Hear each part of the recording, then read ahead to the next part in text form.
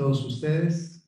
La Facultad de Estudios Superiores Zacatlán, a través de la División Sistema Universidad Abierta y Educación a Distancia, les da la más cordial bienvenida a este inicio de actividades de la agenda académica en el semestre 2023-2 que estaremos presentando para toda la comunidad Suayed y FES Zacatlán. Para dar inicio a estos trabajos académicos, le doy la palabra al doctor Roberto Carlos Hernández López, jefe de división del Suayed en la FES Zacatlán. Bienvenido, doctor. Muchas gracias. Muy buenas tardes a todas y todos. A nombre de la División del Sistema de Universidad Abierta y Educación a Distancia, doy a todos ustedes la más cordial de las bienvenidas a la presentación de la obra Suspensión del acto reclamado, una nueva forma de pensarlo, de la autoría del magistrado Benjamín Rubio Chávez. Señor magistrado, muy estimados comentaristas de esta relevante obra, invitados y amigos todos, están ustedes en su casa, están en la Universidad de la Nación, morada de las ideas, de los saberes y de los debates, siempre con respeto. Una casa de todos que hoy recibe gustosa a tan distinguidos invitados. Agradezco que me acompañen en esta cita a la maestra Guadalupe Alonso, nuestra secretaria general de la división, y al maestro Alfonso López Reyes, coordinador de la licenciatura de Derecho SUA. Muchas gracias. Quiero decirles que estamos de plácemes. Con la presentación de esta notable obra, además, abrimos la agenda académica del Suayed, una agenda que inicia, como ustedes lo verán, por todo lo alto y que coloca el listón muy arriba para las actividades que vienen. Felicito al magistrado Rubio Chávez por esta obra que, a no dudar, enriquece el debate en torno al siempre controvertido tema del amparo, y nos felicito a todos nosotros por hospedar esta presentación. Muchas gracias. Muchas gracias, doctor Roberto Carlos, por estas palabras de inicio de nuestras actividades académicas en el Suayed. Quiero también dar la palabra a la licenciada Guadalupe Alonso, secretaria académica del Suayed, quien también marcará estas actividades antes de proceder a la presentación del libro. Adelante, licenciada Alonso. Muy buenas tardes a todos, gracias, nos distinguen con su presencia, y pues para nosotros esta actividad es de suma importancia porque, además de ser una actividad académica que enriquece nuestra agenda, pues es una tarea que tenemos que es una de nuestras prioridades como división, esta vinculación con los egresados. Sean todos bienvenidos. Sepan que son parte de esta gran institución. Alfonso, nuestro coordinador, siempre nos ha hecho esta referencia de la gran calidad de nuestros egresados, cómo se han ido vinculando al posgrado. Recientemente vamos a tener un alumno que se va a titular cursando la maestría.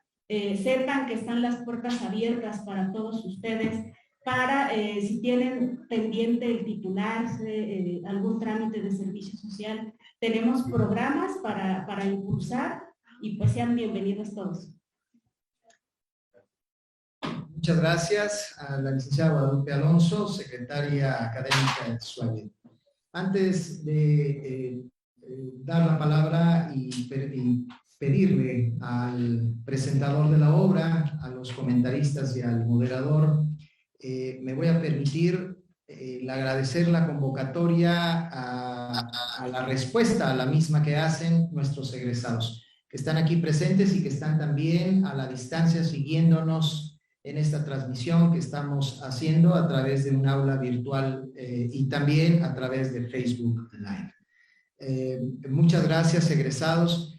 Estamos precisamente con la firme intención y conscientes que los egresados, estudiantes todavía matriculados en este semestre y que prontamente egresarán, deberán vincularse con la práctica profesional. Esta es una actividad que queremos poner a su disposición toda vez que se acerca esta incorporación de egresados, alumnos que están en semestres terminales, a ese mercado laboral.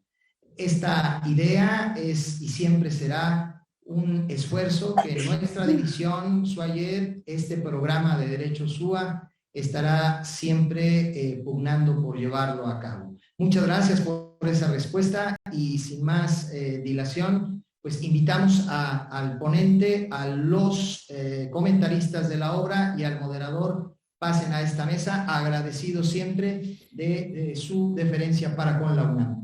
Gracias, bienvenidos.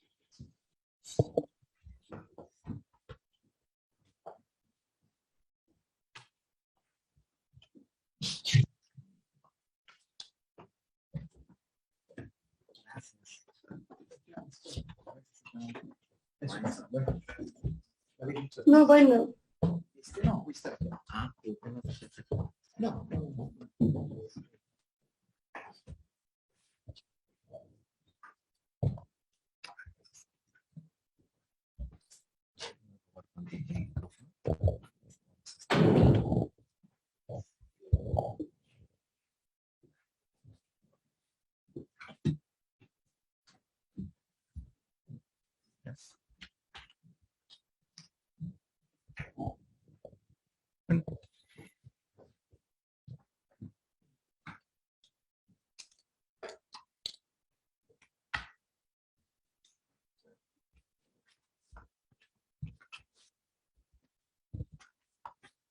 Muy buenas tardes.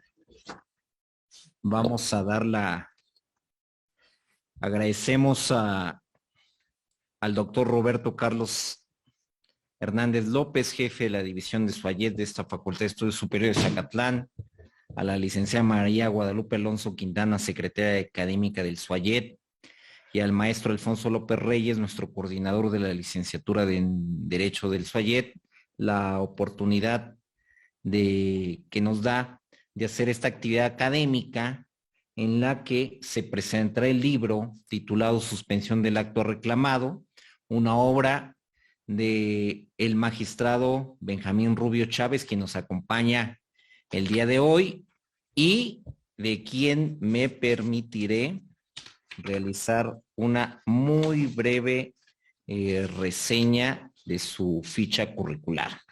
Porque si fuera amplia, magistrado, pues simplemente no acabamos. Bueno, el magistrado, él inicia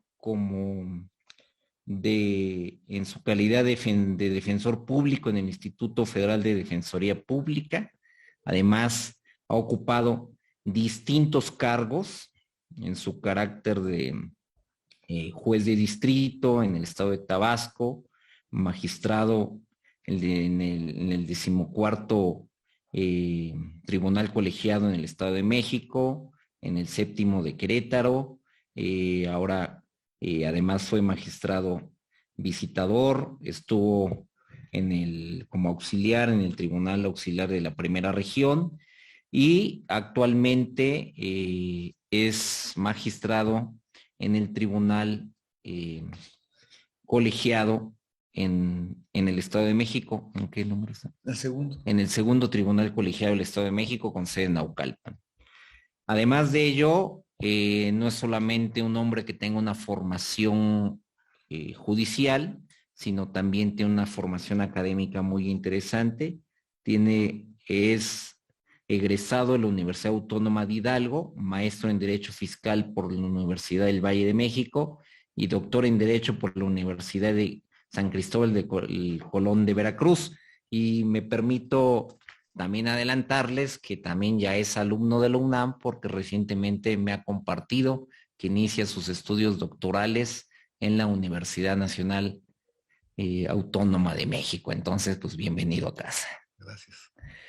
Y al ser un hombre tan preparado que combina la parte teórica y la parte académica, será realmente muy interesante, muy rico, de mucha reflexión y de mucho interés práctico el desarrollo de la lectura, la presentación de esta obra, obviamente la lectura de la obra y seguramente sus intervenciones. Entonces, hoy estamos de lujo con la intervención del magistrado Benjamín Rubio Chávez, y con la lectura de su libro, a quien les pedimos a todos los que están presentes que puedan tener la posibilidad de adquirirlo y de conocer el contenido. Aparte del magistrado, vamos a tener también dos presentadores de lujo. Nos acompaña el maestro Luis Gerardo Mendoza Toledo, quien entre su currículum actualmente es maestro en Derecho en Derecho Fiscal por la Universidad Panamericana, licenciado en Derecho por la Universidad Tecnológica de México, tiene la especialidad en Justicia Administrativa y la especialidad en Responsabilidades Administrativas y en Sistema Nacional Anticorrupción por el Tribunal Federal de Justicia Administrativa, y actualmente es servidor público y coordina la Subgerencia Fiscal y Administrativa de la Dirección Jurídica de Petróleos Mexicanos. Así es que también tenemos presencia de Pemex. Muy bien. Y nos acompaña el profesor y maestro Gustavo Adolfo Sánchez Blancas, quien será también comentarista, licenciado en Derecho por la UNAM, especialista en Derecho Fiscal y maestro en Derecho también por la UNAM, maestro en Justicia Administrativa, en Derechos Humanos y Justicia Administrativa, y especialista en Responsabilidades Administrativas del Sistema Nacional Anticorrupción por el Centro de Estudios Superiores en Materia de Derecho Fiscal. Y además ha sido egresado, cuenta con la mención honorífica en todos sus estudios que ha cursado en posgrado en la UNAM, y ganó en el 2012 la medalla de Alfonso Caso, otorgada como el mejor estudiante del doctorado en Derecho Constitucional. Él es profesor de Derecho Procesal Administrativo de la FES Zacatlán y es docente, evidentemente, de esta escuela, y a ellos dos les hemos pedido que antes de escuchar al magistrado Rubio nos den sus impresiones, comentarios, dudas sobre esta interesante obra. Yo quisiera, previo a darle el uso de la palabra a nuestros ponentes, en primer lugar a los presentadores y posteriormente al autor del libro, yo quisiera hacer una pequeña reflexión y si me permites, magistrado, hacer público un poco lo que en privado decíamos. Normalmente estamos acostumbrados que cuando leemos un libro de un magistrado, tenemos la idea de que el contenido va a ser esencialmente una articulación de las tesis y jurisprudencias que en el ejercicio de su praxis han generado. Y tenemos el pensamiento de que vamos a tener una visión muy racionalista del derecho, una visión construida exclusivamente bajo los criterios judiciales que la praxis del derecho va dando. Sin embargo, para mi grata sorpresa y positiva sorpresa, este libro no solamente van a encontrar una praxis jurídica como debe ser fruto de un trabajo de judicial de tantos años, sino desde mi punto de vista es la base de la construcción de una teoría de la suspensión del acto reclamado o de las medidas cautelares en el sistema jurídico mexicano, con posibilidad de incidir en la figura del habeas corpus que existen en otros países latinoamericanos. Esa es mi impresión del libro, y yo quisiera que sobre esta óptica de decir que estamos ante una obra innovadora, una obra que lo bien puede servir como un manual para un litigante, como también el desarrollo de la detección de puntos para un experto en la academia, que tenga por objetivo buscar la teorización de temas novedosos y prácticos. creo que esta es una gran oportunidad. Y por último, el último gran aspecto que le veo a esta obra es que no solamente es útil para los juristas, es útil para resolver los problemas que tienen los ciudadanos, los justiciables, de forma pronta. Entonces podríamos verla hasta como una herramienta para hacer más rápida y efectiva la tutela judicial efectiva, que es un derecho humano que todos conocemos, que los distintos poderes y especialmente los juzgadores tienen obligación constitucional de cumplir. Pues bajo esta perspectiva, más lo que quieran sumar los relatores, iniciamos con la primer participación del maestro Luis Gerardo. Texto jurídico viene la extracción de este texto. Básicamente en eso traduciría, yo que hemos estado, traduciría lo que ha sido para mí la exquisita experiencia de tener la primicia de poder adentrarme en este texto. Este texto es extraído de un texto que usted seguramente conoce, del Principito. ¿Sí?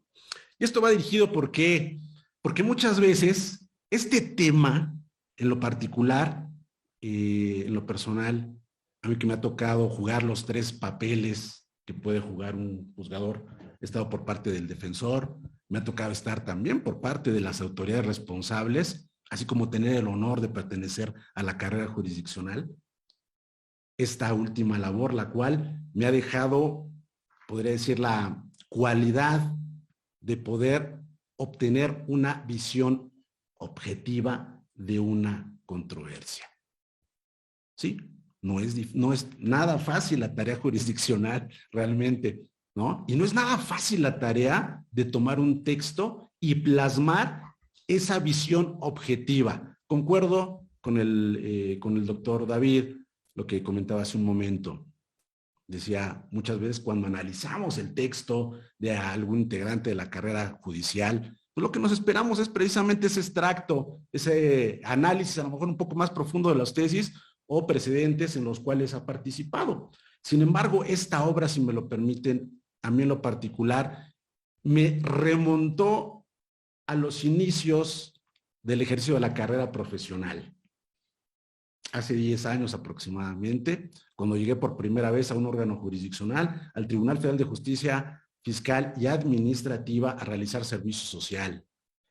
Y la primera tarea que me asignaron fue algo que me pareció la novatada. Decían, tú te vamos a dejar lo más fácil. Vas a hacer las sentencias interlocutorias de las medidas cautelares en materia fiscal, en materia administrativa, ¿no?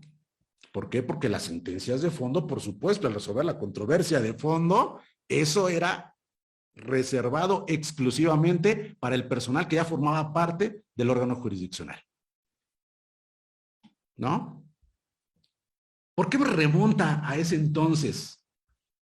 Porque en ese entonces yo aprendí sobre la experiencia, el tomar un acto, revisarlo y el preguntar.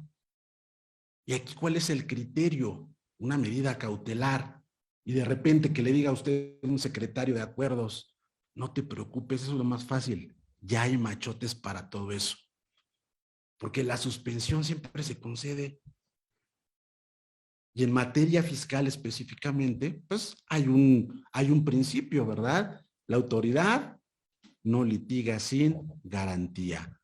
Oiga, licenciado, pero es que, pues de acuerdo a lo que me establece la legislación fiscal, tengo que pedir una garantía. No te preocupes. La garantía, el otorgamiento de una garantía para garantizar un crédito fiscal es un requisito de eficacia, no de procedencia. Otorga la suspensión provisional. ¿Sí? Algo que aparentemente era muy fácil, pero que cuando uno se va adentrando desde el ámbito jurisdiccional, es todo un reto, Y es todo un reto escribir acerca de un tema tan delicado, acerca de un tema tan especializado. La sola obra no nos habla del juicio de amparo, nos habla estrictamente de las medidas cautelares, estrictamente de esta figura de la suspensión, que, si me lo permiten, veo que tenemos incluso aquí abogados que profesionalmente litigan, ¿sí? Es una figura que causa muchas veces confusión. Aparentemente es muy sencilla. No te preocupes, la suspensión es lo más fácil. Lo que busca es paralizar, evitar que el juicio se quede sin materia. Algo muy fácil, algo muy sencillo, ¿sí? Sin embargo, cuando empezamos a analizar esta figura a través de la pluralidad de materias a las cuales es aplicable el juicio de amparo, nos empezamos a encontrar con una infinidad de caminos, tal fuera un laberinto, ¿no? Porque si bien es cierto, es una medida que busca salvaguardar la materia del juicio, concuerdo en la obra del magistrado, ¿sí? En el sentido de que no es exclusiva esta finalidad. Cuando hace su aparición, el salvaguardar, el evitar que le podamos crear mayores perjuicios al gobernado con el actuar. Y entonces ahí nos Propuesta de fuente jurisdiccional que tenga apertura de análisis a reencuadrar esta metodología para abordar la procedencia o no de una suspensión, creo que es plausible de entrada. Ahora, veamos si tiene méritos, veamos si de verdad hay razones suficientes que puedan convencer y persuadir a sus pares. A diferencia también de lo que de ordinario nosotros como litigantes observamos, es que el convencimiento de magistrado a magistrado también incide en temas de ego, en temas de visiones clásicas de los operadores del derecho, en, oye, pues no me vas a venir a enseñar cómo se cocina si soy el cocinero y llevo 20 años cocinando. Entonces, son las razones las que paso a paso van a ir venciendo esas resistencias. Y las razones, que expone el magistrado en su obra en relación a esta nueva metodología de análisis, preponderando apariencia de buen derecho, da respuesta puntual a esas vallas, a esos frenos, a esos muros que la visión tradicional de la suspensión ha señalado. Y la responde. Da cuenta del tema del orden público e interés social y dice, no es que no lo analicemos, prioricemos en un ejercicio de recurso eficaz y sencillo el análisis de la probable constitucionalidad o inconstitucionalidad del acto reclamado. Iniciemos de ahí. Esa tradición es eso, es una tradición de corte o de fuente jurisprudencial que podemos reentender, reevaluar, reconsiderar. No es que desdeñemos la posible afectación al orden público o interés social, pero entendamos que esto es lo que nos impide siquiera analizar el caso concreto. Analicemos prima facie el caso concreto y después, con posterioridad, analicemos orden público e interés social. También da respuesta a un tema que de ordinario en el ejercicio profesional advertimos. Estas clasificaciones de la naturaleza de los actos reclamados, y se dice si es acto consumado no es susceptible de ser suspendido, si es acto omisivo, si es acto de tracto sucesivo, si es acto positivo con efectos negativos, y todo este rollo que lo que nos hace a todos es enredarnos. Y el magistrado nos dice, en la actualidad no es necesario voltear a ver a eso. Incluso da cuenta de la jurisprudencia de la Corte, que con sus inconsistencias, ahí vamos también en la Corte, pero es harina de otro costal. Esta jurisprudencia de la Corte en donde nos dice la naturaleza del acto reclamado no es el elemento definitorio de la procedencia. En su caso es el termómetro para regular los efectos de la suspensión. Ahí, con un paso posterior, es donde juega el elemento de la naturaleza, en su caso, en función de estas clasificaciones del acto reclamado. También nos da cuenta y refuta el argumento relacionado a naturaleza del acto. y nos indica esta fuente legal, esta lectura que se le da a la expresión naturaleza del acto, debe entenderse como la posibilidad de analizar apariencia de buen derecho. Y no esta naturaleza del acto como ese valladar otra vez que nos remite a la clasificación tradicional de actos de autoridad. También respuesta puntual. Y creo que la que personalmente a mí me genera muchas dudas es la última de ellas, donde nos da cuenta de este argumento relacionado con la anticipación del derecho que impediría en su caso conservar la materia del juicio de amparo. Este creo que es el argumento más duro de vencer, más difícil de derrotar y que incluso personalmente desde el litigio me parece que no lo acepto yo del todo y me explico. Cuando en un juicio de amparo reclamamos un acto omisivo, recordemos que en el juicio de amparo las omisiones tendrían que ser, o tienen que ser, no tendrían, tienen que ser antijurídicas.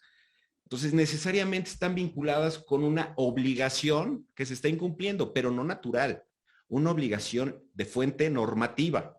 Entonces, en ese sentido, pareciera que cualquier análisis de aproximación de apariencia de buen derecho en tratándose de un acto de autoridad reclamado de naturaleza omisiva, trae una fuerte carga de inconstitucionalidad, porque es muy fácil advertir si existe o no esa obligación, porque en principio no es materia de prueba el derecho. Basta consultar la norma y advertir si en efecto esa autoridad tiene o no esa obligación. En estos supuestos, ¿qué pasa con el tema de la suspensión relacionado con la materia del litigio? El magistrado nos dice, a ver, si yo otorgo una suspensión en tutela de tu derecho a efecto de que la autoridad en su caso realice el acto positivo que ha omitido, no incurriría yo en vaciar de sentido el juicio de amparo. Este argumento a mí me parece complicado de compartir. Lo comparto desde el punto de vista forense, porque me parece que en efecto es la mejor solución para este tipo de procesos. Sin embargo, también entiendo las razones que controvierten esta posición. Regresemos a este ejemplo de las omisiones. En vacunación, tuvimos la experiencia con COVID, amparos cuya materia era la medida cautelar suspensión. Suspensión que se traducía en vacunar a las diferentes categorías que fueron excluidos durante todas las etapas de calendarización de la misma. Las suspensiones en la práctica, ¿qué originaban? Se otorgan suspensiones y eventualmente después de que las personas, sobre todo los menores, eran vacunados, los juicios de amparos eran sobreseídos por cesación de efectos. Entonces, ¿qué pasa? Esas suspensiones dejaban o vaciaban de materia el juicio. Parecería que sí. La solución que nos propone el magistrado es decir, la razón por la cual la autoridad está accediendo en estos ejemplos a vacunar no es por su voluntad. Esa razón de la decisión que el órgano jurisdiccional está emitiendo. Y en ese sentido no podemos considerar que cesan sus efectos porque no parten de su voluntad. Entonces se tendría que de todas maneras en estos casos entrar al análisis de los asuntos, en su caso conceder el amparo y proceder. Aunque muy justa la postura, lo que me inquieta es ¿y qué efectos materiales tendría ese amparo? Los objetivos de ese amparo ya no existirían porque fueron cumplidos con motivo de una medida cautelar.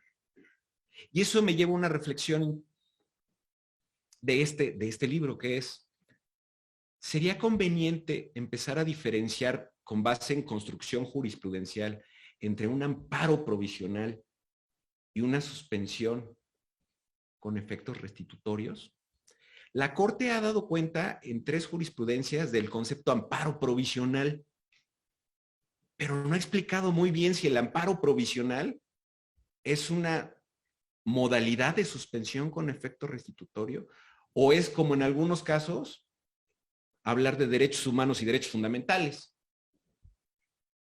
podría ser una ventana de oportunidad hablar de amparo provisional, distinguiéndole de una suspensión con efectos restitutorios. Esta es la clase de reflexión que el libro invita a realizar. Ese es el mérito que yo advierto de esta obra. Es uno de los muchos. Y que tiene que ver con mi formación y mi etapa de vida. Pero también como profesor advierto otros muy importantes. El auditorio al que va dirigido este libro es amplísimo. Este es un libro que puede leer con facilidad un estudiante y que le va a llamar la atención y que le va a dar herramientas para su desarrollo profesional. Pero también es un libro que va a auxiliar al litigante para resolver problemas de orden práctico. A ver, y esta no es una fórmula hueca.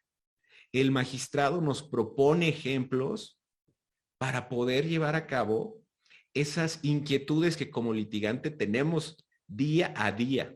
Limitaciones probatorias en incidente de suspensión. Las padecemos. Decimos, híjole, casos de interés legítimo, ¿cómo le hacemos? El estándar de prueba exigible en interés legítimo. A ver, el magistrado nos dice, me parece que lo podrías desahogar de esta manera. Si hay limitación probatoria en materia de pericial, porque no se puede ofrecer en carpeta de suspensión pericial, ofrécela como documental, justifica.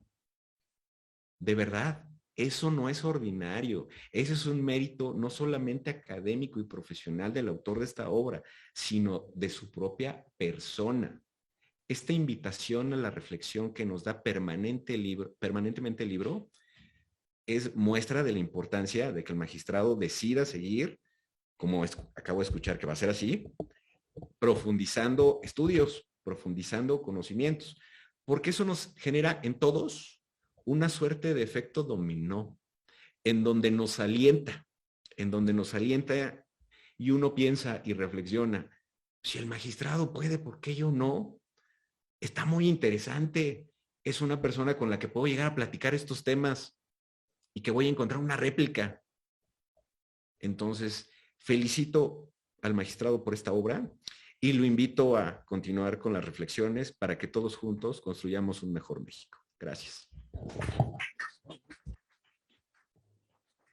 Muchas gracias al maestro Gustavo por sus palabras. Antes de dar el uso de la palabra a nuestro invitado de lujo, al magistrado Benjamín Rubio Chávez, para que hable de su obra Suspensión del acto reclamado, una nueva forma de pensarlo, quisiera yo compartirles algunos tópicos específicos del capitulado, del por qué quizás los que no han visto por lo menos el índice de este libro dirán, oye, ¿por qué tantas referencias de modernidad? No va a ser que nomás porque son amigos o algo así, ¿no? Pero hay algo, miren, por ejemplo, el capítulo 3, procedencia de la suspensión a petición de parte. Voy a decir algo poco incómodo, pero para mí real. Otro le hubiera puesto causas de improcedencia. Vean, es la distinción entre cómo sí buscar la tutela judicial efectiva y cómo, pues, jugarle al béisbol, ¿no? Bateo libre. Siguiente. Ya se ha multicitado el famoso capítulo 4. Los enemigos de la apariencia del buen derecho. De entrada ya es un título que ahorita el magistrado nos explicará por qué lo eligió. A lo mejor muchos buscan, lo primero que hacen al comprar su libro es ver si no está su nombre ahí. Y hace en el subcapítulo 2, dice, analizar el orden público y el interés social previo a la apariencia del buen derecho. O sea, hace una reflexión sobre un tema metodológico que hace rato se trataba por parte de nuestros comentaristas. Para el momento del litigio, el amparo se convierte, que lo saben todos quienes tenemos esta profesión de abogados, pero para quienes nos están escuchando y no son abogados, el amparo se convierte en una forma de restituir, reponer, corregir algunas deficiencias o obtener un beneficio de forma más rápida, la protección de forma más rápida que pudiera ser que un juicio el esperar el final o la sentencia. Es de lo que estamos hablando, de una medida cautelar, de una suspensión, obtener un amparo previo, obtener una medida que nos pueda proteger antes incluso del dictado. Y el magistrado hace un análisis metodológico sobre dos temas fundamentales: la apariencia del buen derecho y el tema de orden público. Tradicionalmente, en el mayor número de casos en la praxis, cuando se da un tema de orden público, ya no se entra al análisis de la apariencia del buen derecho, y ahorita escuchemos del magistrado cuál es su visión respecto a este tema ponderativo entre apariencia del buen derecho y orden público. Y luego hay otra que me encantó, si me permites compartirla, el capítulo 4, subtema 3, ignorar que la naturaleza del acto y la apariencia del buen derecho tienen el mismo significado. Es decir, a ver, espérame, ¿quién lo está ignorando? ¿Por qué se dirá? Ahorita lo sabremos, ¿no? Pero ya nos antepone la idea de que el objetivo del todo es uno y que quizás la suspensión no fue creada como figura para resguardar el orden público. Puede ser medio polémico lo que se diga, ¿no? Pero, sino quizás para ver cómo sí, ante una apariencia del buen derecho, adelantar una tutela, una protección. Y luego nos hace una clasificación de los actos materia de la suspensión y nos habla de algo que es muy importante para la praxis jurídica y para quienes ejercemos constantemente el juicio de amparo: la conservación de la materia. Estos son tópicos muy importantes que además son vistos con una óptica diferente, desde un lente diverso. Y sobre estos y otros temas, pues le dejamos el uso de la palabra a nuestro ponente y autor del libro para que nos platique qué hay, cuál es la esencia de los enemigos de la apariencia del buen derecho y otros tópicos. Pues gracias, primero que nada, gracias a la universidad por el espacio que me brinda, gracias a los que están aquí presentes y a las personas que nos están viendo a distancia. Aquí al maestro Luis y al maestro Gustavo, muchas gracias por haberse echado la leída del libro, ¿no? Y aquí al doctor David por acompañarme en esta presentación. Para mí la medida cautelar, la suspensión, tiene mucha relevancia porque si nos olvidáramos un poco de cuando somos abogados, cuando estamos actuando como abogados, como un operador jurídico, pues tenemos una sensación de que la justicia es muy tardada, y así es, ¿no? Nuestra máxima esperanza a veces se encuentra en el juicio de amparo porque resulta que es el procedimiento como más rápido que tenemos en nuestra vida práctica, ¿no?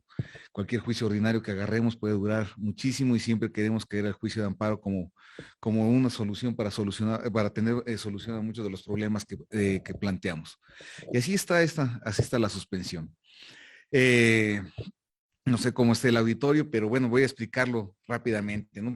Pedirle una suspensión es decirle al juzgador, ¿no? Decirle al juzgador: oye, ¿sabes qué? En lo que tú dictas esta sentencia, ¿por qué no me adelantas mi derecho, ¿no? Porque tu sentencia me la puedes dictar quizás en 6 meses, 1 año, y si se va a revisión, quizás más tiempo, ¿no? Y quizás con todos los pretextos ahorita de pandemia, puede durar hasta 2 años, ¿no? Entonces, qué padre es como justiciable que en lugar de esperarme todo ese tiempo, pues pueda yo estar gozando de mi derecho en forma adelantada, en forma anticipada, en una vía rápida, ¿no? Ahí es la importancia de esa suspensión, porque entonces tarde lo que tarde mi juicio de amparo, yo ya estoy gozando de ese derecho que fui a pedir, ¿no? Entonces, yo creo que ahí la suspensión cobra una gran relevancia, la medida cautelar cobra una gran relevancia, porque entonces ya como justiciable no me va a interesar todo lo que pueda suceder durante el juicio, todas las trampas procesales que pueden existir, o obviamente la contraparte con todos los mecanismos procesales que pueda tener en su favor para ir atrasando el dictado de una sentencia. Porque ya lo estoy gozando, ya lo estoy gozando. Entonces ahí se encuentra ello. Y yo creo que el constituyente se da cuenta de esa circunstancia. El constituyente en 2011, cuando reforma el 107, fracción 10 de la Constitución, establece tres cosas que para mí son importantes y yo creo que es donde radica la forma de ver de distinta forma la suspensión. Pone tres párrafos. El primer párrafo establece el constituyente, ya no vamos a ver a la suspensión como tal, sino la vamos a ver como una medida cautelar. ¿Por qué tuvo que poner esta circunstancia? Porque la simple palabra suspensión causaba de entrada pues un rollo mental, ¿no? Porque decir suspender es parar, ¿no? Entonces, cuando tú estás trabajando y no conoces sobre medida cautelar y te hablan de suspender, pues tú para ti era paralizar, es parar. O sea, si me reclaman una orden de aprehensión, para la orden de aprehensión, una de arresto, pues para la de arresto, una multa fiscal, no la cobres. Entonces, eso es parar, eso es suspender, ¿no? Y eso está fácil. Ordenar suspender cosas está fácil. Pero entonces le dice el constituyente, ¿sabes qué? No la vamos a ver semánticamente con la palabra suspensión, de tal forma que sea solamente paralizar, sino también vamos a darle un giro. Vamos a hacer que esa suspensión sea restitutoria. Entonces, por ello, dice, pues, la vamos a considerar como medida cautelar. Hoy en día ya la consideramos como una tutela anticipada, ¿no? Pero así la maneja en su primer párrafo el constituyente. Suspensión va a ser una medida cautelar. Para eso, para ello. ¿Por qué? Para poder restituir en forma inmediata algún derecho que se encuentre violentado. Después nos dice, bueno, pero para ello vamos a dotar de algo al juzgador y dice, lo vamos a dotar de discrecionalidad. La discrecionalidad significa razonar, ¿no? Significa pensar. Entonces, para lograr razonar o pensar el asunto, el caso que te están poniendo a cuenta, lo primero que tiene que suceder es que el juzgador se interese por lo que te están dando, ¿no? Te debe de interesar su demanda y por tanto los hechos, los conceptos de violación y las pruebas que ahí se encuentran. Porque a través de ello es como vas a ejercer la discrecionalidad, a través de ello es como vas a poder razonar lo que te están planteando. Entonces, esa exigencia que dice el constituyente de la discrecionalidad, para mí es una parte muy importante en la obligación que va a tener el juzgador.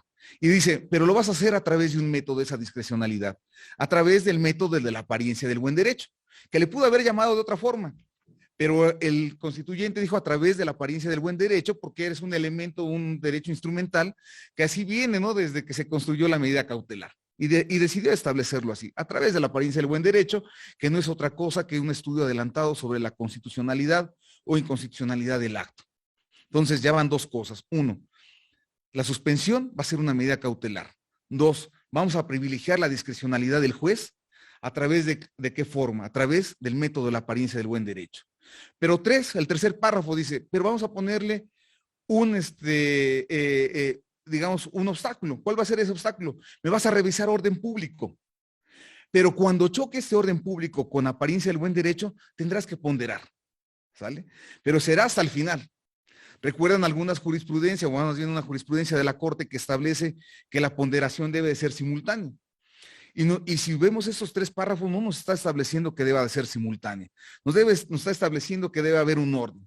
Estudias apariencia del buen derecho, después orden público, y si llega a haber ese entroncamiento, esa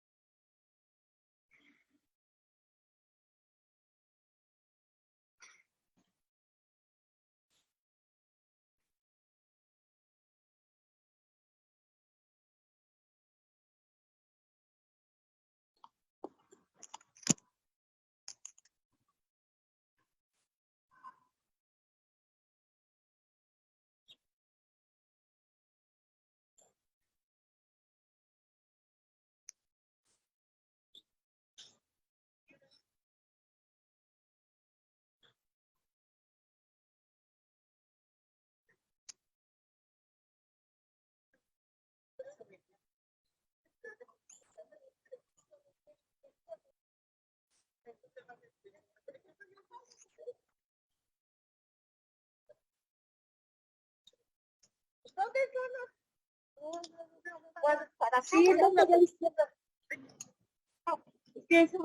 Corre, porque tengo mucho tiempo.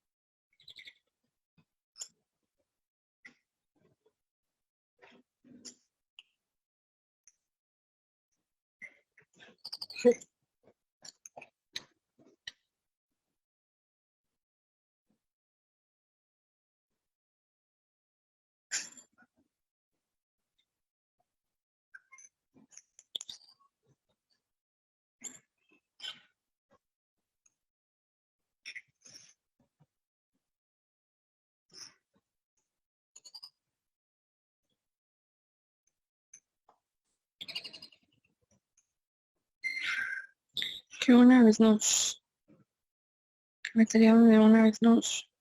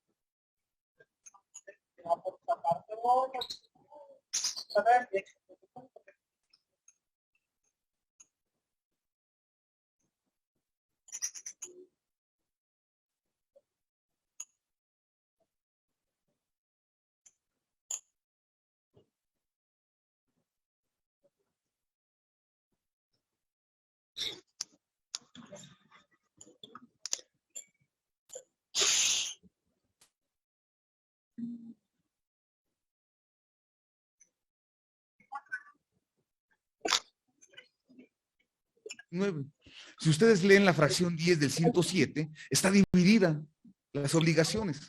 Una primera obligación que le da al legislador, ¿sí? Le da al legislador de decir cuándo va a proceder, en qué casos se va a conceder suspensión, y la otra se la da al Poder Judicial. Y la que le da al Poder Judicial es la de la valoración de la suspensión. Le dice, tú vas a valorar suspensión, apariencia del buen derecho, orden público y ponderación. Entonces tú, legislador, no te metas. Esa no es tu facultad. Tan es así, yo lo descubrí ahora cuando, recordarán, cuando vino esta famosa suspensión de energía eléctrica, ¿no? Y que hubo una gran controversia porque el presidente de la República decía que fue inadecuada. Pero una de sus reacciones fue, del Congreso y de él fue establecer, pues agreguemos 2 fracciones al 129, ¿no? Entonces vamos agregándole más y más. Y ahí fue cuando dije, no, eso no pudiera ser. Entonces, esa facultad no es del legislador, esa facultad es del Poder Judicial, es de los jueces.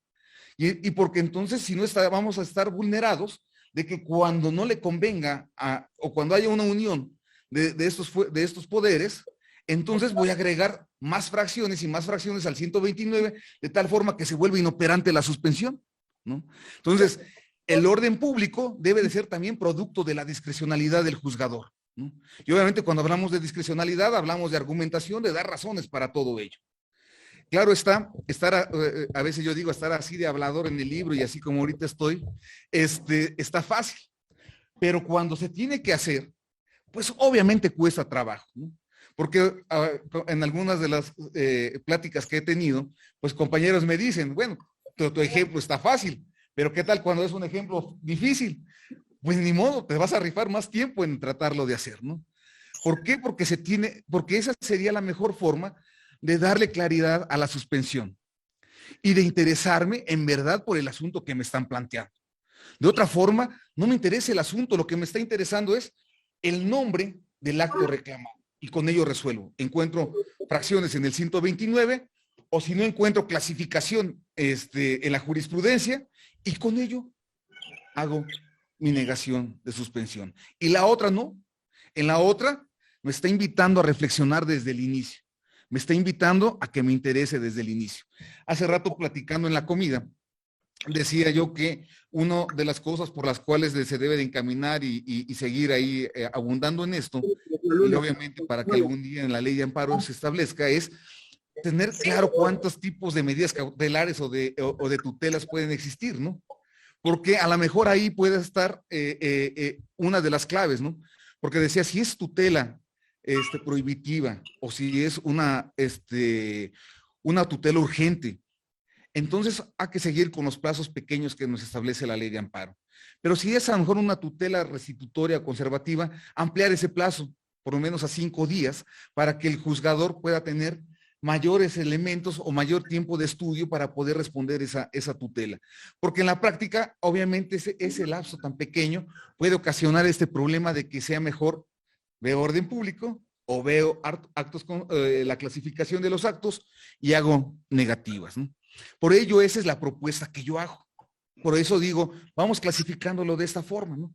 Pero obviamente recuerden, primero, interés jurídico, estudiar interés jurídico suspensional o interés legítimo suspensional. Y aquí en el libro incluso hago mucho señalamiento y hago lo que decía aquí el presentador, el maestro Sánchez Blancas. Hago ahí ejemplos de cómo demostrarlo. ¿Y saben por qué lo pongo? Porque en la práctica me he dado cuenta que hay veces que le tienes que negar las cosas porque no está demostrado, ¿no? ¿Sale? Entonces, aquí les digo, mira, pues, trátalo de demostrar así, porque a veces lo quieres demostrar de una forma que no es. Entonces, por lo menos ahí hay ciertos ejemplos en los que se invita a decirle, ¿sabes qué? Si se trata de que el acto reclamado es un embargo de cuentas bancarias, mira, pues hazlo de esta forma. Si es la clausura de tu negocio, con esta prueba, ¿no? En interés legítimo, si es esto, mira, hazlo de esta forma. ¿Por qué? Para evitar o por lo menos establecer que hay veces lo importante es cómo vamos a estar probando. Porque les puede tocar un buen juez, un juez que, no hablo de un buen juez, sino un juez que esté interesado por la verdad y haga uso del 143 de la ley de amparo y de oficio pueda recabar las pruebas. Pero les puede tocar a alguien que que considere que ese artículo 143, párrafo segundo, sea una forma imparcial de llevar el juicio y no recabe de oficio las pruebas, ¿no? Entonces, ¿para qué nos arriesgamos a ello? Mejor hay que aprender a probar y a imaginar mejores formas de demostrar ciertas cosas, ¿no? Por ello les digo, primero, en mi clasificación sería, pues, solicitarlo que esté solicitado por el agraviado. Después, interés jurídico, el estudio del interés jurídico o del interés legítimo suspensional. Después, apariencia de buen derecho. Después, orden público y solo cuando haya contradicción entre estos, hacer la valoración a través de la ponderación porque así lo establece la Constitución, ¿no? Ese sería, digamos, uno de los capítulos en los que establezco esa metodología, ¿no? Les decía, la Corte nos ha establecido 5 formas, 5 metodologías, ¿no? Por lo menos hay 5, ¿no? Entonces, de esas 5 metodologías podemos hacer una, que es por lo menos la que yo propongo, que puede ser mejor para interesarme en el tema que me están proponiendo, para interesarme en la demanda. Bien. En otro capítulo, como bien dicen, hablo de los enemigos de la apariencia del buen derecho. Y yo le puse los enemigos de la apariencia del buen derecho porque lo que me encuentro en la práctica es que la apariencia del buen derecho no se quiere estudiar. Entonces yo me quedé pensando, ¿por qué no la queremos estudiar? ¿O por qué no la saltamos? ¿En verdad no la queremos estudiar o hemos encontrado obstáculos para no quererla estudiar? Y por eso le decidí poner ello, ¿no? Porque son obstáculos realmente, son obstáculos que me impiden, o pretextos, podemos llamarlo cualquiera de los dos obstáculos o pretextos que impiden estudiar la apariencia del buen derecho. La primera, que ya la adelanté, es un enemigo, es estudiar primero orden público. Si estudio orden público, puede ser que ya no estudie apariencia del buen derecho. Aunque me ha tocado ver sentencias que aunque estudian primero orden público, después siguen con apariencia del buen derecho. Eso es correcto. El chiste es que siempre hay el estudio de la apariencia del buen derecho. Hoy en día podemos invocar dentro de otro nuevo enemigo que lo estableció la Corte, porque la Corte estableció que la apariencia del buen derecho solamente se puede invocar para conceder, pero no para negar. Y eso a mí me parece que es absurdo. ¿Por qué? Disculpen que lo vaya a hacer a través de algún ejemplo, ¿no? Dicen que cuando pone un ejemplo es porque no sabe uno explicar. Pero bueno, asumo la circunstancia. Imagínense ustedes, niegan la suspensión y llega el postulante o el justiciable y te dice, oye, ¿por qué me niegas la suspensión? Porque no tienes un buen derecho que proteger. ¿Pero por qué? No te puedo decir porque me lo prohíbe la jurisprudencia. Y el 16 constitucional, ¿dónde queda? ¿No? Donde tienes que fundar y motivar las razones por las cuales estás negando. Además, para mí está confundiendo la Corte, porque la apariencia del buen derecho es un instrumento, es instrumental, es procesal. Es algo que tengo que estudiar para llegar a una conclusión, para negarla o para otorgarla, ¿no? Ahí tratan de hacernos un juego de palabras acerca del buen derecho o del mal derecho. Que le llamaron apariencia del buen derecho porque así le quisieron llamar. Pero realmente es un problema de semántica, ¿no? Le pudimos haber llamado tutela anticipada o estudio anticipado de la constitucionalidad, o ahorita lo que el maestro nos decía, ¿no? Acerca del amparo provisional, ¿no? Se le pudo haber llamado de otras formas, y bueno, y a partir de ahí armar otros debates, pero el punto es que esa circunstancia, no por ello, se tiene que dejar de estudiar. Siempre se tiene que estudiar para poderle decir a alguien si lo tiene o no tiene ese buen derecho que proteger. Si existe la probabilidad de que tenga, que sea inconstitucionalidad ese acto. Entonces siempre se debe de estudiar. Además, en las razones que da en la ejecutoria, establece que el constituyente así lo estableció. Y yo ya les dije los 3 párrafos que dijo el constituyente, y en ninguno de esos 3 párrafos establece esas razones de que solamente es para conceder, ¿no? Entonces ahí hay un buen debate. En la práctica yo lo que hago es lo que digo, lo que les estoy diciendo. Hay un 16 constitucional que me obliga a establecer cuáles son las razones por las cuales estoy negando algo, ¿no? Y obviamente lo acompaño de otras 2 jurisprudencias, le digo que están en contradicción, que me dice que hay que estudiarla. Entonces digo, pues yo agarro esas 2 y el 16 constitucional, ¿no? Bueno, entonces se convierte en uno de los enemigos, ¿no? Como ven.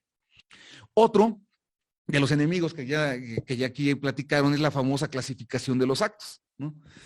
Yo creo que muchos de los que estamos aquí, cuando estudiamos amparo, pues nos dijeron todas las clasificaciones de los actos y nos la tuvimos que aprender, ¿no? Y además, esa la repetimos a cada rato en nuestras demandas o en los acuerdos o en las resoluciones que vemos. Ahí las vamos a encontrar a cada rato. Pero resulta que si seguimos bajo esa clasificación de los actos, la clasificación de los actos, ¿qué nos pone? Si es acto omisivo, niega la suspensión. Si es prohibitivo, niega la suspensión. Y así nos la vamos llevando, ¿no? Ahí ya nos va diciendo qué tenemos que realizar. Entonces, esa circunstancia va en contra de lo que nos dijo el constituyente. El constituyente nos dijo, hay que priorizar la discrecionalidad del juez. Si hago eso, ¿estoy utilizando la discrecionalidad? No la estoy utilizando. Lo que estoy haciendo es un estereotipo y cortar y pegar, ¿no? O sea, leo el acto y digo, eso es omisivo. Ya que hay jurisprudencia, lo pego, te niego. ¿Cuál fue la discrecionalidad? Pues nada, ¿no? Imagínense un omisivo en donde te dicen, oye juez, fíjate que el primero, y eso ahora sí que no son anécdotas, no son malos ejemplos porque son reales. El 1 de enero interpuse mi demanda de 2022. Es 2023 y no me la han admitido. Y tú le dices, oye, ¿sabes qué? Pero esto es consumado, y entonces te lo niego, ¿no? Te niego la suspensión. Comentábamos en la comida, te conviertes hasta en cómplice de la autoridad responsable, porque si ya llevabas un año, te vas a aventar 6 meses, y si localizaste al tercero interesado, hasta revisión hay. Y le decía yo en algún comentario, en otra intervención que tuve sobre el libro, y si cae en mi tribunal, hasta otro año más te tardas, ¿no? Entonces imagínate cuánto te vas a llevas un año de atrás, más lo del amparo y lo de la revisión, ¿no? Más de 2 años por una omisión, ¿no? Entonces no pudiera ser. Entonces, si me interesa, o sea, si me estás dando, si el constituyente me da la oportunidad de la discrecionalidad, entonces analizo anticipadamente si existe la violación o no constitucional.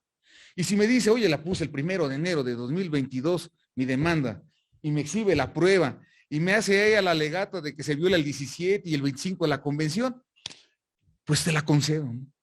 Vámonos, ¿no? Y terminaría en ese momento, ¿no? Pero entonces esta clasificación de actos impide eso, impide impulsar la discrecionalidad del juzgador, impide interesarme en lo que me están planteando. Por ello, yo siempre he opinado, ya desde hace mucho tiempo, que esta hay que enterrarla. Cuando era juez de distrito, en los omisivos, precisamente empecé a conceder la suspensión. Y obviamente me decían que no, o sea, me la revocaban, y yo insistía en esa circunstancia. Pero lo hacía precisamente pensando en ello. No puede ser cómplice del otro, del que ya está acostumbrado a que no pasa nada, porque lo puedo dejar ahí y no pasa nada. Y tú, como postulante, a lo mejor como abogados o como operadores jurídicos, le decía hace rato aquí al doctor, le digo, ya estás acostumbrado, y dices, cuando tu cliente te dice, oye, ¿cómo va mi asunto? Ya le dije que tarda, ¿no? Pero pues, el normal y justiciable, eso no le cabe en la cabeza. ¿Cómo va a ser que va a tardar, no? O sea, no puede haber otro método que pueda hacerlo más rápido. Y yo digo que sí, sí, pero hay que acabar con ello, ¿no? Por ello yo digo que un enemigo es la clasificación, nos impide pensar, nos impide estudiar la apariencia del buen derecho. Otro, como ya lo adelantaba, es la de la conservación de la materia. Y en ello estoy abundando porque no es la primera vez que me dicen lo que me dijo el doctor Sánchez Blancas. Y en ese abundamiento, eso ya no viene en este libro, así que si lo compran tendrán que comprar el segundo. Estamos ahí haciendo otra reflexión acerca de la conservación de la materia. Porque yo en la conservación de la materia, hoy, ya después de todos estos debates que ha habido, digo que la conservación de la materia la podemos ver de 2 formas, ¿no? La conservación de la materia física o de la jurídica. Y les digo que si hablamos de la física, entonces y nos está preocupando la materia física, entonces ya no podemos hablar de tutelas anticipadas, porque en la gran mayoría de los juicios de amparo, la materia física desaparece, ¿no? Nos decía hace rato el caso de la vacuna. Te concedo la vacuna y ni modo que después te digo, te niego el amparo, sácale la vacuna. Eso no pudiera ser, ¿no? Y diría, como dice el doctor, entonces, ¿qué efecto tiene? Pues sí puede tener un efecto, ¿no? Sí puede tener un efecto porque si me doy cuenta que fue negado, con esa misma resolución se puede operar en contra del quejoso. ¿Por qué? No en la materia de amparo. Puede ser en la materia administrativa, en una de resarcimiento de daños, en donde puedo obligar al otro a hacer el pago correspondiente o la sanción correspondiente por el engaño que existió, ¿no? Yo hace rato platicaba de otro asunto que es más fácil que el de la vacuna, que era el de la verificación. Ese es como muy común, porque concede la suspensión para que se verifique, y lo que enseguida viene es la cesación de efectos. Dicen, ya cesó el efecto porque ya está la verificación. Y le digo, ¿y qué pasa si la autoridad responsable es abusada y dicen, yo concedí la suspensión, y la suspensión dura hasta que se dicta la sentencia, y no hay sentencia donde ampare, hay un sobreseimiento, entonces te revoco la verificación, ¿no? Entonces tengo que llegar al amparo, Tengo que llegar a la sentencia y en la sentencia decidir si lo amparo o no lo amparo. Si lo amparo, qué bueno, ya está cumplido. Ya está cumplido. ¿Hubo efectos? Sí, pero fueron adelantados. Sí existieron efectos, pero fueron adelantados. No amparo, revócale esa circunstancia. Igual en un omisivo, porque luego me dicen, y en el omisivo, ¿qué tal si llego a la sentencia y analizo la sentencia? Y en el homicidio, y en la sentencia, cuando estoy analizando, me doy cuenta que sí era necesario la paralización, porque a lo mejor en ese momento hubo una interdicción. Y entonces, ¿qué va a pasar si lo adelanté? Anular todo lo que se había adelantado y regresar al punto en donde se encontraba en la suspensión. Entonces yo digo, siempre va a haber la materia, por lo menos la materia jurídica. Y de la materia física, yo digo, no pasa nada. No pasa nada porque si hay efecto y puede haber consecuencias. Recientemente, igual en otro ejemplo, me voy a salir un poquito, quizás es parte de suspensión, pero también parte del fondo, para que vean ese otro ejemplo. Llega una situación donde el amparo es promovido por un migrante. Entonces, estos migrantes, durante el proceso de amparo, son restituidos a su lugar de origen. Entonces, el juez, obviamente, pues, dicta sentencia sobreseyendo, porque dice, pues ya está consumado en forma irreparable, ¿no? Ya dice, no va a tener ningún efecto. Y yo digo, no es cierto, sí va a tener un efecto, porque efectivamente, quizás uno de sus actos reclamados, que es la permanencia en el país, ya no se va a poder lograr, pero sí va a tener otros efectos en sus derechos humanos. Uno, que se sepa la verdad de cómo fue restituido en forma ilegal. La otra, porque esa sentencia de amparo puede ayudar para las sanciones administrativas o penales en contra de las autoridades migratorias. La otra, porque puede ser objeto de una indemnización porque fue restituido sin que existiera esa facultad por parte del Instituto Nacional de Migración. Entonces, la sentencia sí era necesaria. Sí es necesaria porque no es un solo derecho el que está en juego. Puede haber varios derechos los que estén en juego, ¿no?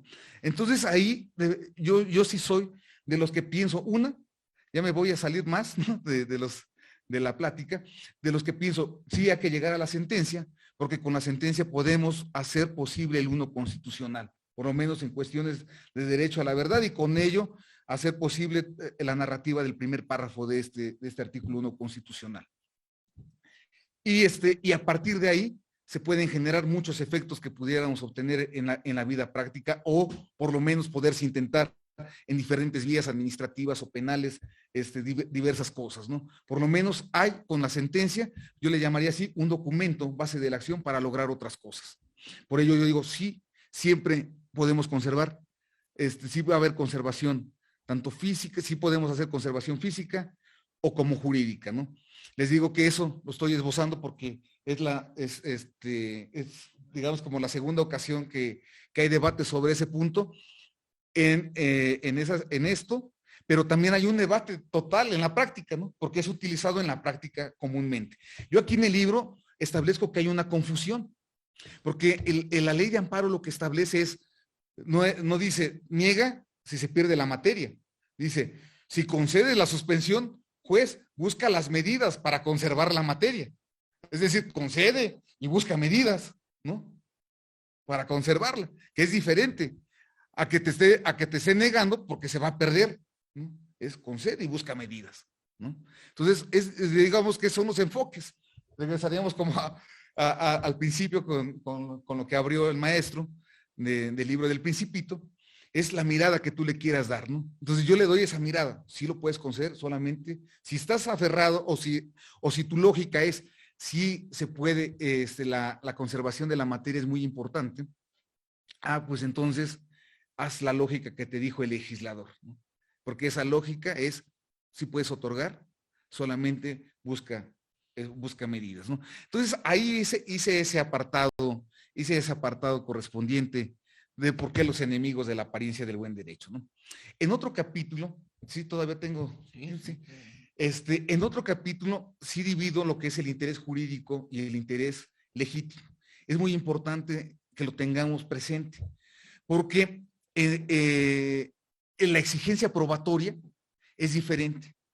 En el interés jurídico, que es el que más acostumbrados estamos, como se trata de derechos personales, derechos propios, pues regularmente pues, lo tenemos a la mano, ¿no?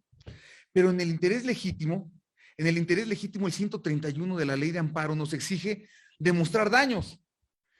Y la pregunta que me hago aquí en el libro es, ¿cuál es la prueba reina para demostrar daños?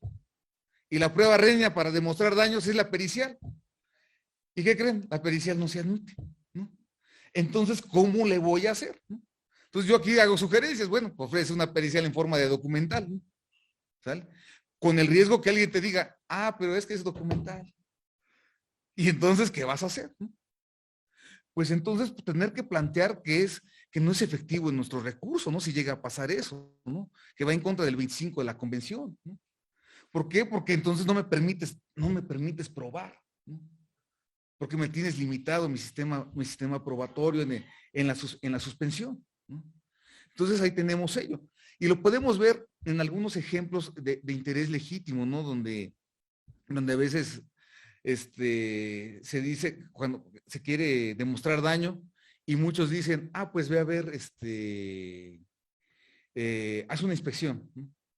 Por ejemplo, que están construyendo una carretera y alguien va en interés legítimo y te diga, oye, ahí no, porque hay una pirámide. Entonces, como no tengo la pericial, se me ocurre, pues ve haz la inspección. Pero pues en la inspección pues no voy a poder determinar si hay una pirámide enterrada o no hay una pirámide enterrada, ¿no? Entonces, por mucho que vaya el actuario, pues no va a poder determinar ello. Y entonces la conclusión va a ser, pues nada más vi la carretera y un montón de tierrita que parecía ser una pirámide, ¿no? Y entonces, esa limitación que se tiene ahí permite ir a las reflexiones sobre la constitucionalidad de ese 131 en interés suspensional legítimo, ¿no? Interés legítimo suspensional. Y la otra, para mí, es si en verdad la Constitución nos exige demostrar daño en interés legítimo, suspensional.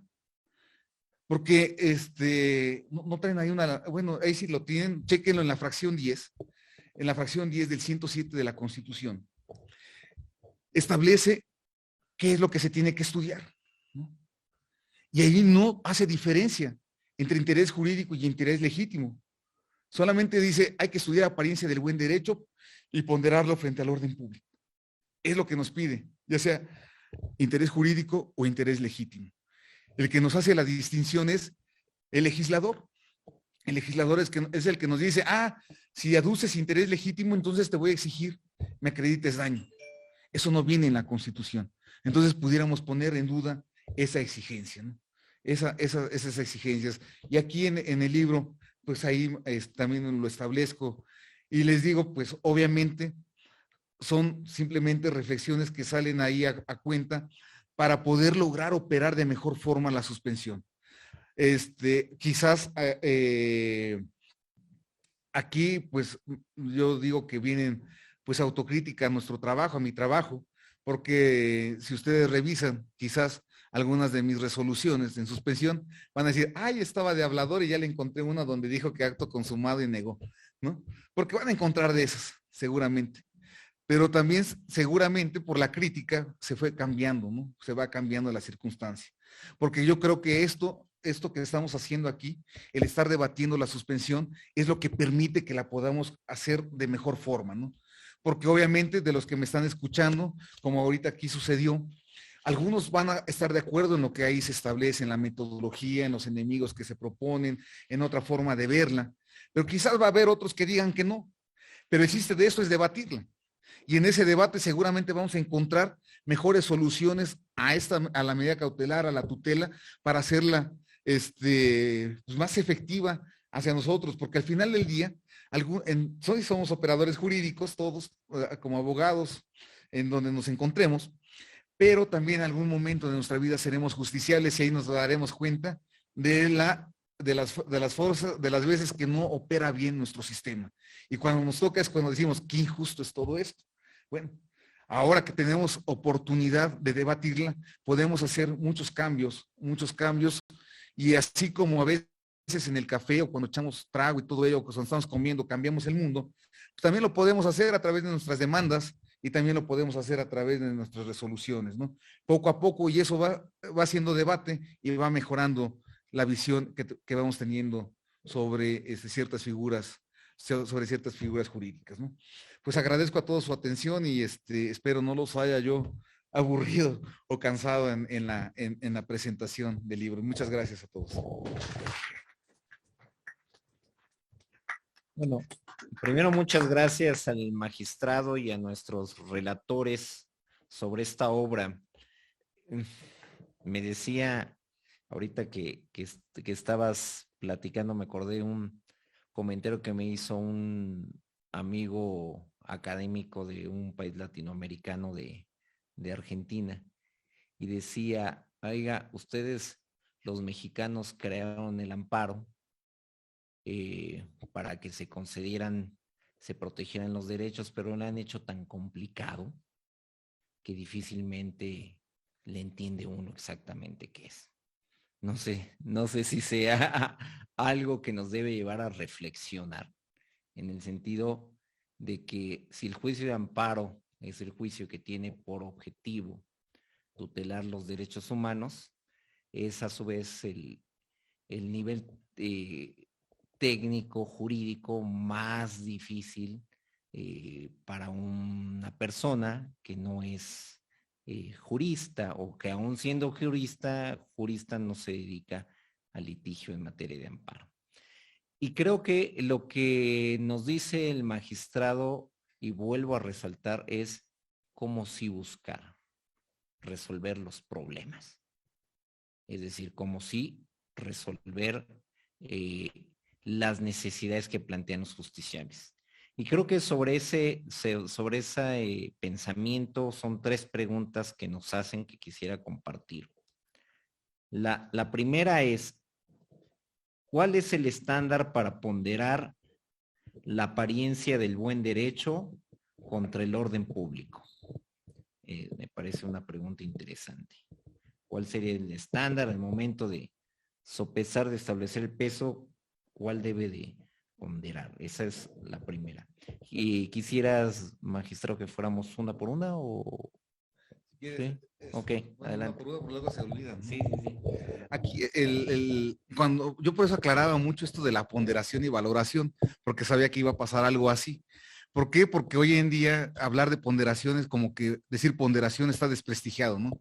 Porque hay ciertos tratadistas que dicen que ponderar es incorrecto, pero esos tratadistas realmente lo que están hablando es de la fórmula de peso de Robert Alexy, ¿no? Están diciendo no a la fórmula de peso de Robert Alexy porque está poniendo valores a los derechos cuando eso no pudiera ser, y además permite que saquemos valores éticos sobre los valores que pudiera haber en el sistema, ¿no? Pero ponderar significa valorar, ¿no? Y la ponderación realmente es algo que realizamos todos los juzgadores y todos cuando tenemos que decidir algo, no solamente en la vida jurídica, sino en la vida práctica, ¿no? Entonces, verlo de esa forma, ¿no?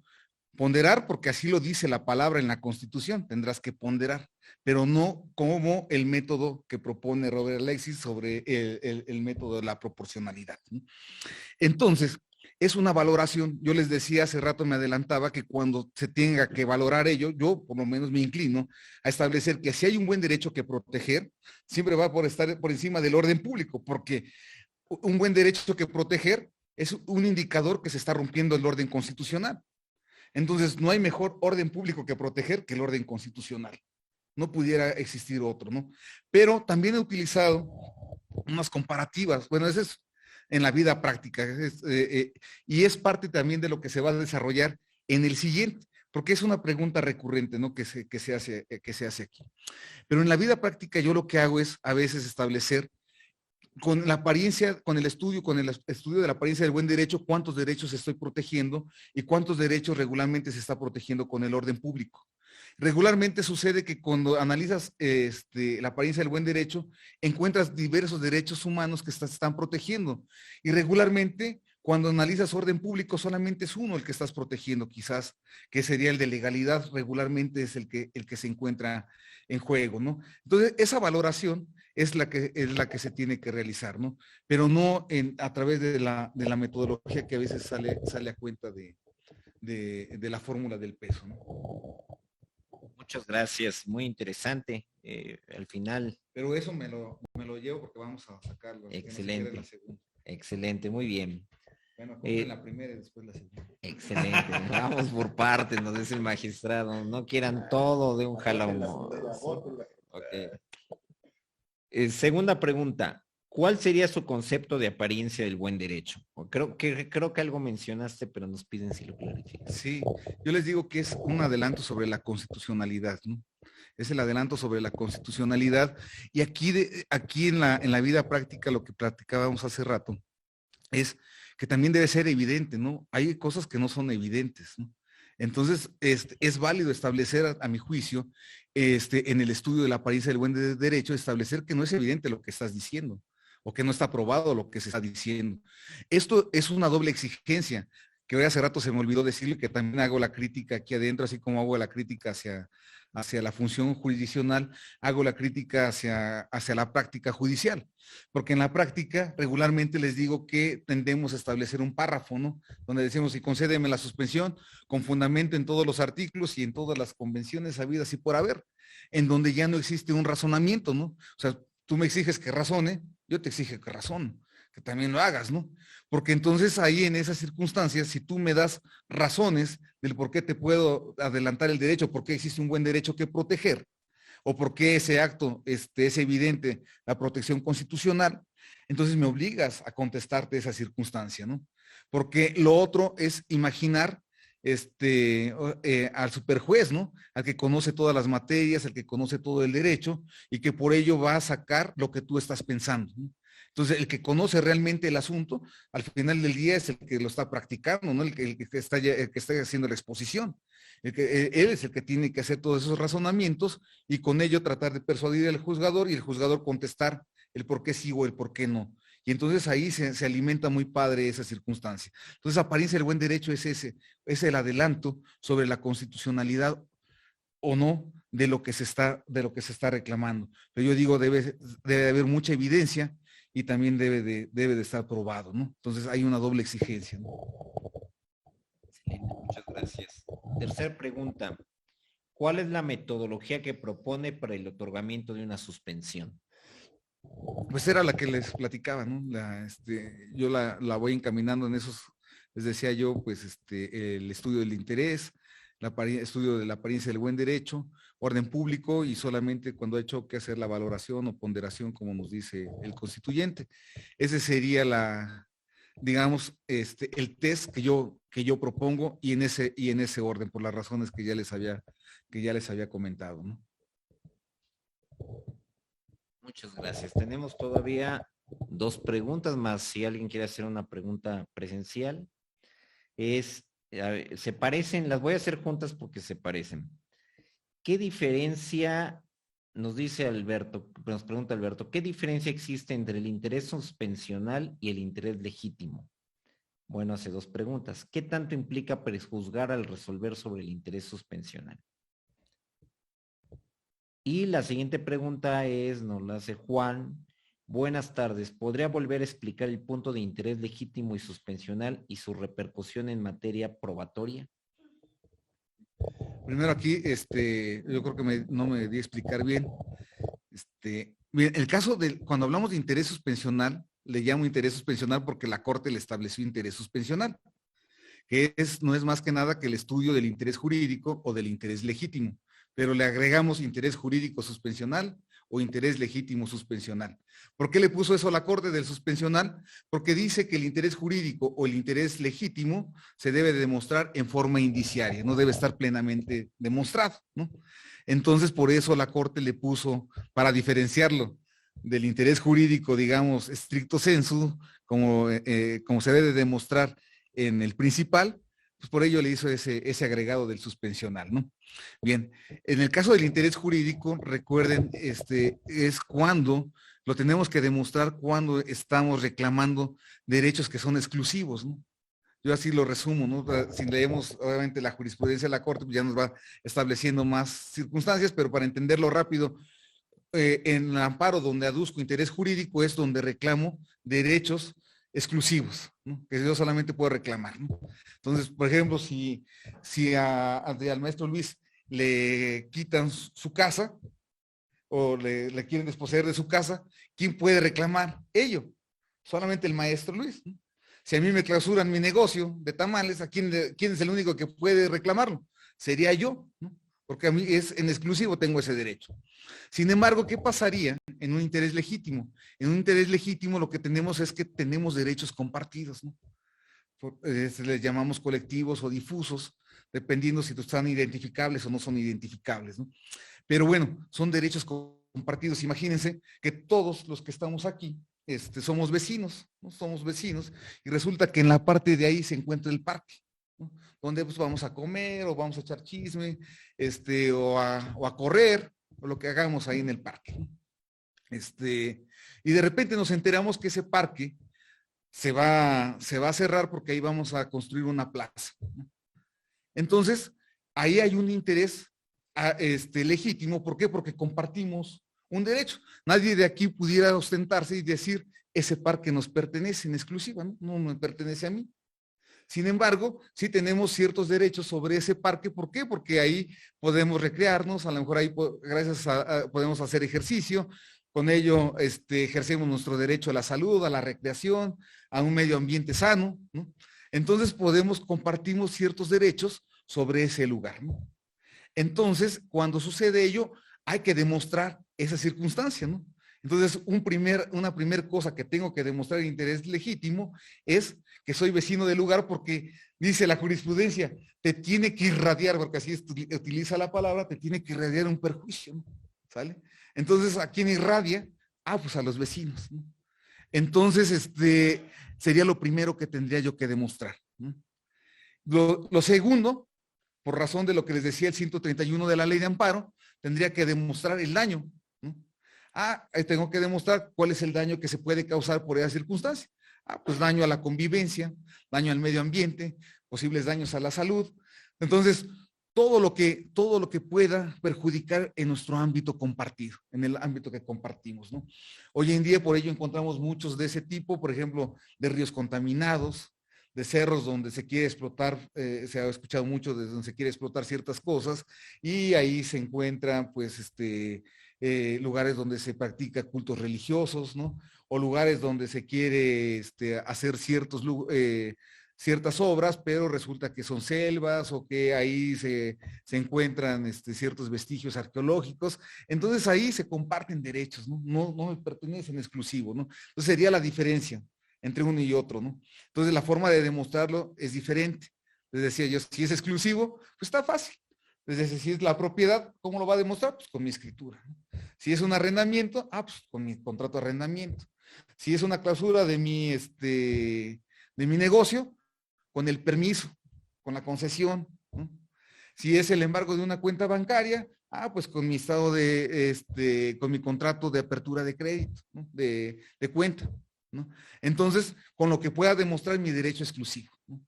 En el otro, en el legítimo, con las pruebas que pueda demostrar que soy vecino del lugar y que existe la afectación correspondiente por ello, ¿no? Y la Corte nos dice, pero todo eso puede ser en forma indiciaria, ¿no?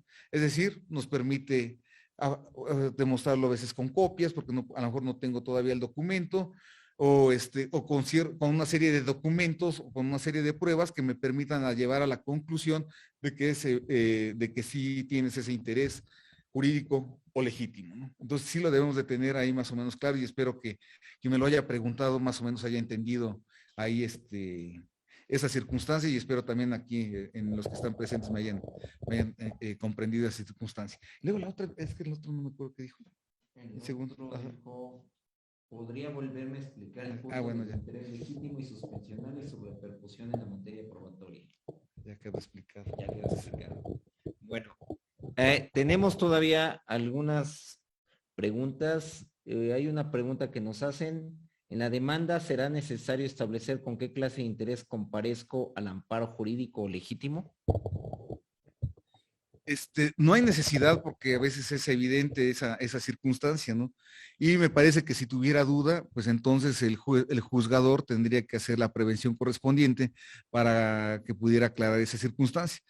Pero a mí me parece importante que ya ven que si ustedes se meten a las redes hay mucha crítica sobre la forma que a veces hacemos las sentencias, que dicen que pues, no se entienden, que son muy abundantes y que deberían de ser más sencillas, ¿no? Todo ello. Ah, pero también es al revés, ¿no?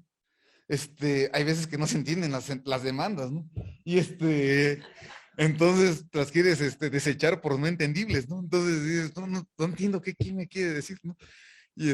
Y como igual cuando estamos con el chisme, ¿no?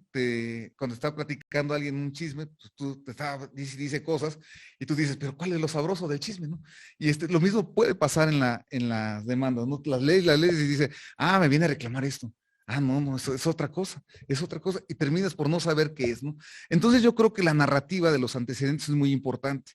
Hacerlo muy bien, esa narrativa de los antecedentes, y con la narrativa de los antecedentes se logran muchas cosas, porque se logra entender a lo mejor lo que quieres reclamar y puedes llegar a entender bien lo que quieres de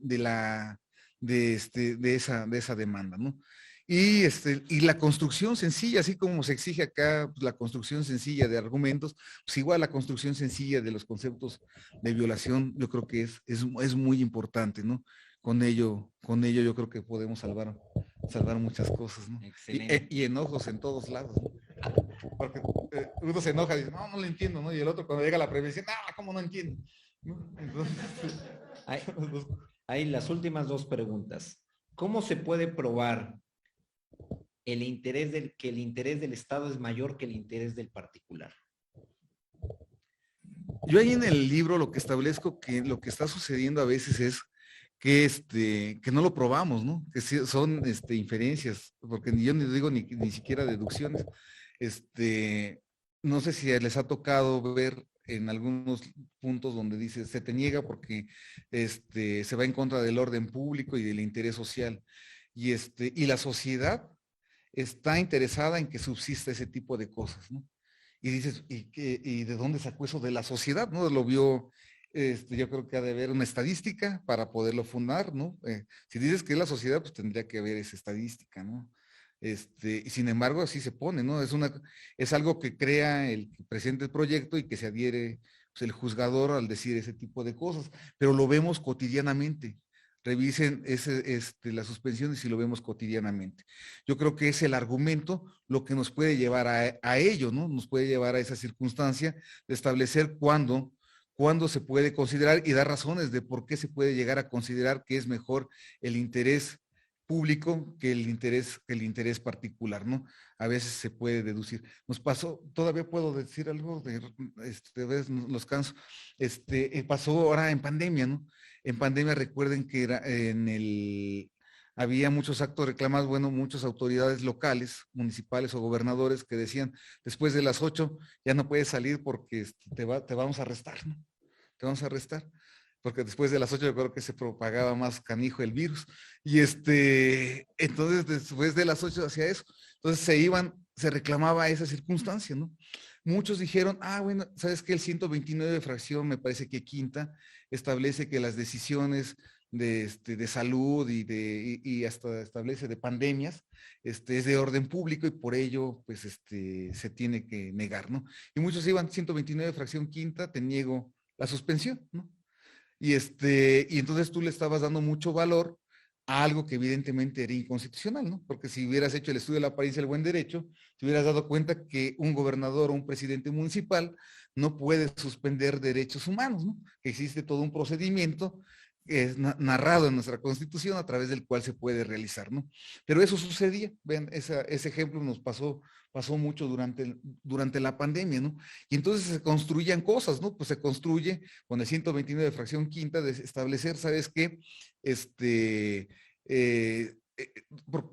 Digamos que fuera de la cuestión jurídica, pues sí se puede persuadir a mucho público estableciendo, ¿no? Pues es mejor cuidar la salud la legalidad o la constitucionalidad, ¿no? Del procedimiento como de la suspensión de derechos, ¿no? Si lo pusiéramos a votación, quizás hubiéramos encontrado mucha gente que hubiera dicho, sí es cierto, toda la sociedad estamos interesados en que nos cuiden la salud y qué bueno que se arresta el que anda a las 8 de la noche ahí deambulando porque se puede propagar más el virus, ¿no? Entonces, ese tipo de cosas llegó o llega a pasar y que son, digamos, este ejemplo que lo saco al final, que dan cuenta de lo importante de hacerlo, lo que les decía yo, de hacerlo al revés, ¿no? De hacer estudio de la apariencia del buen derecho primero y después del orden público, porque si no vamos a estar argumentando quizás con muchas cosas que son falsas o que no se pueden demostrar, ¿no? Que no son demostrables, ¿no? Muchas gracias. La última pregunta para dar paso a la clausura por parte de nuestro coordinador de la licenciatura en Derecho. Si es sinónimo el orden público al contenido de la ley.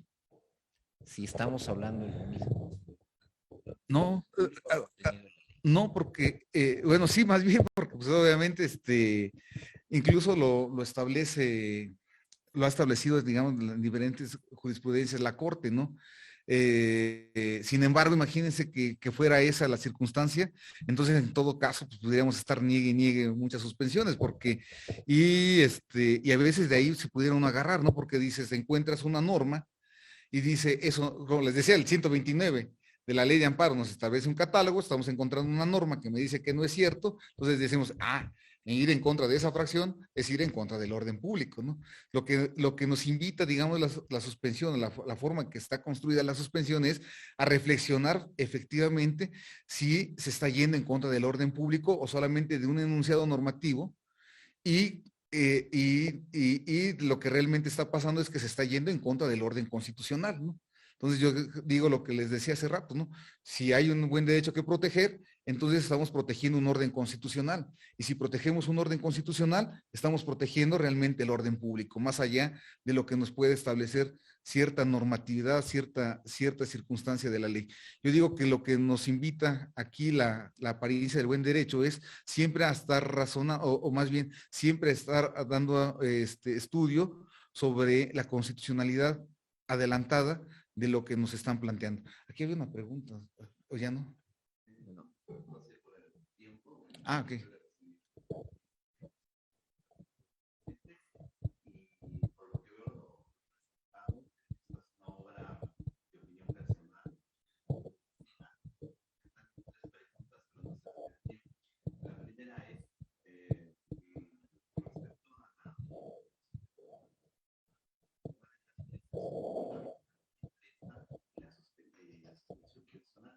La segunda sería la suspensión del acto reclamado cuando esta tiene efectos restrictivos, cuando esta se puede aplicar sin que aplique el artículo 129.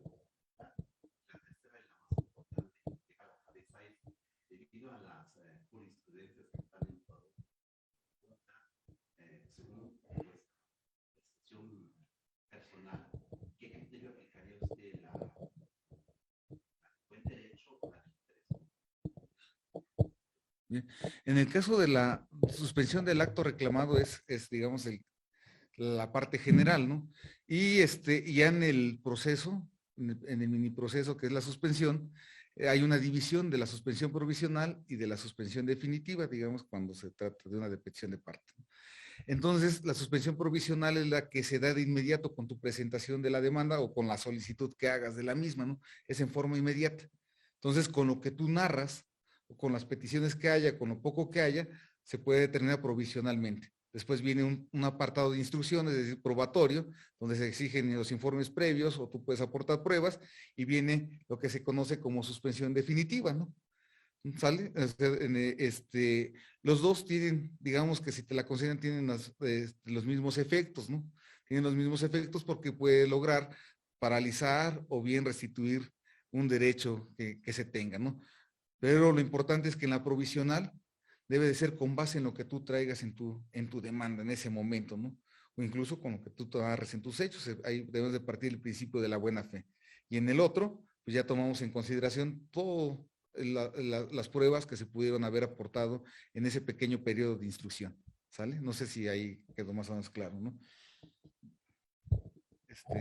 Y del otro, yo digo que es reiterar apariencia del buen derecho. Para mí es estar con el orden constitucional, y eso para mí está por encima de lo que denomina el legislador orden público,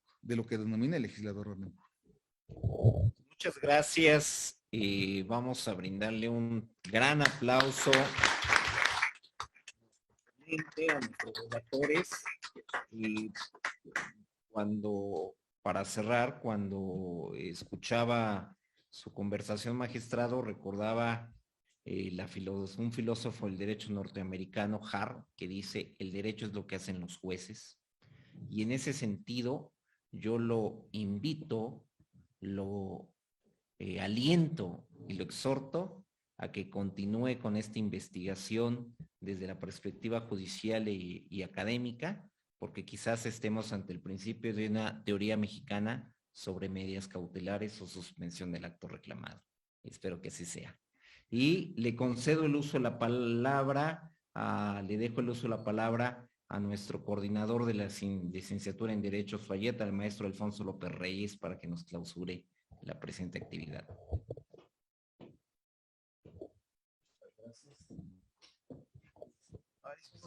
Unos centímetros, no tanto. Muchas gracias. Antes de clausurar formalmente, me voy a permitir leer una de las 4 constancias que hemos emitido ante esta actividad académica que nos ha impartido el magistrado Benjamín Rubio Chávez. Voy a leer una de las 4 y luego procederé a la entrega. Dice así: la coordinación de derecho de la División Sistema Universidad Abierta y Educación a Distancia de la Facultad de Estudios Superiores Acatlán otorga la siguiente constancia a magistrado Benjamín Rubio Chávez por su participación como expositor en la presentación del libro Suspensión del acto reclamado, que se llevó a cabo hoy 25 de enero del año 2023 en la sala de videoconferencias del posgrado de la FES Acatlán. Por mi raza hablará el espíritu, y firma el jefe de división Suayet. Muchas gracias, doctor. De la misma manera, entregamos la constancia respectiva al moderador, doctor David Ulises Guzmán Palma. También entregamos la constancia por el comentario atinado a esta obra al maestro Gustavo Adolfo Sánchez Blancas. También, como comentarista, otorgamos la constancia al maestro Luis Gerardo Toledo. Maestro. Bueno, no me resta más que cancelar de una muy grata manera esta primera actividad académica que el Suayet, a través de la Coordinación de Derecho, les brinda a la comunidad acatleca, en principio, de nuestra división Suayet, y muy en especial a la vinculación que tenemos con nuestros egresados. Muchas gracias, y no podemos despedir esta actividad sin antes, como lo hacemos acá en Acatlán, si se pueden poner de pie los que están en esta sala, y con todo el corazón, el puño en alto, decimos: México, Pumas, Universidad, Goya, Goya, cachún, cachún, ra, ra, cachún, cachún, ra, ra, Goya, Universidad, 1, 2, 3, Acatlán.